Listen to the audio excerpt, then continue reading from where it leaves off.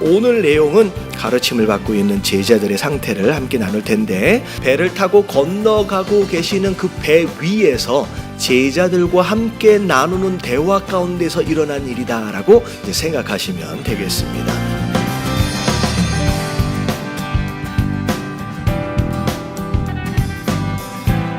자, 오늘 내용을 쭉 읽어보다 보면 제자들의 모습이 나오는데, 제자들의 모습을 보면 어떤 마음이 들어요? 참 한심하다라고 하는 생각이 들 수밖에 없습니다. 제자들이 사실은 예수님을 오랫동안 따라다녔어요. 근데 이 제자들은 그 영적인 이야기에 대해서 계속 뭘로 알아듣고 있느냐? 먹는 떡으로 알아듣고 있다는 거죠. 바리새인과 사두개인의 누룩을 주의하라라고 말씀하시는 것은, 여러분, 이거는 영적인 이야기거든요. 여러분, 이 제자들의 한심한 모습을 쭉 보면서 참 감사한 게 뭐냐면, 이런 제자들도 나중에 쓰임을 받거든요, 사도로. 그러면 우리도 어떻게 될 수 있다? 쓰임 받을 수 있다라고 하는 희망이 생기는 거예요. 그럼 우리가 뭘 이렇게 대단하게 갖춰야 쓰임 받는 게 아니에요.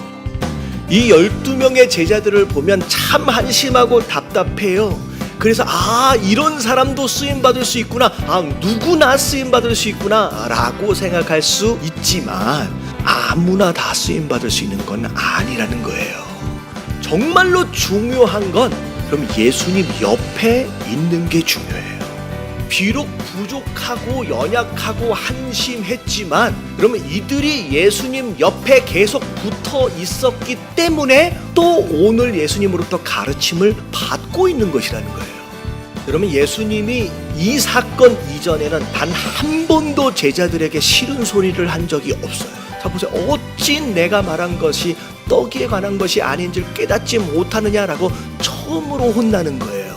그럼 예수님께서는 내 삶을 향하여서 무엇인가에 대하여 재촉하시는 것이 있고 책망하시는 것이 있다라고 한다면 제자가 되어져 가고 있다라고 생각하시며 감사하시길 주님의 이름으로 축원합니다.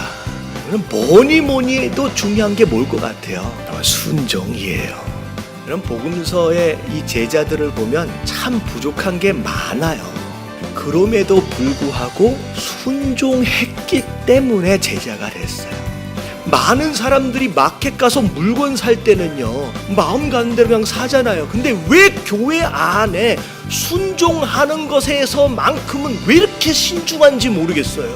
여러분, 신중해지기 시작하면 여러분 선교 못 나가요. 계산하기 시작하면 전도 못 나가요. 아무것도 못해요. 하나님 명령하심에 그냥 순종해 보십시오. 여러분, 계산하지 마세요. 하나님 명령하심이 있고 이거 나를 부르신 거구나 라고 느껴지시면 순종하시길 주님의 이름으로 축원합니다.